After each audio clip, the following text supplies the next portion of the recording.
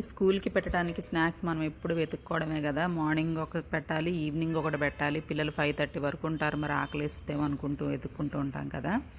రోజు చెక్కలో, చెకోడీలో, బూందీయో ఇంకేదో ఒకటి పెడతాం. డ్రై ఫ్రూట్స్ అట్లాగే వెజిటబుల్స్, క్యారెట్ అలా పెడతాం గానీ ఎన్ని పెట్టినా గూడా సరిపోవు కదా! అందుకనే బియ్యపు పిండితో చక్కగా ఈజీగా చేసేసుకోవచ్చు కదా! ఇట్లాగా వెన్నపూస అంటే బటర్‌ని యూజ్ చేసి మీ దగ్గర గనక వెన్నపూస ఉంటే వెన్నపూస యూజ్ చేసుకోవచ్చు. చాలా బోల్డ్‌గా వస్తాయి, బావుంటాయి.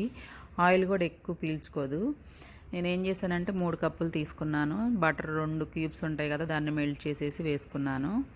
పచ్చెనపప్పు కాస్త గుప్పుడు నానబెట్టేసి వేసుకున్నాను. ఒక 5 పచ్చిమిరపకాయలని కొంచెం దంచేసేసి రోట్లో వేసేసుకున్నాను అనమాట. ఇంకా జీలకర్ర, కరివేపాకు చిన్న చిన్నగా కట్ చేసుకొని అందులో వేసేసి చక్కగా గట్టిగా కలుపుకోండి. జారు కలుపుకున్నారంటే ఆయిల్ పీల్చుకుంటుంది. ఇలానే చేసేసుకొని బటర్ పేపర్ మీద వేసుకొని కాల్చుకోండి. చాలా బాగుంటుంది చక్కగా.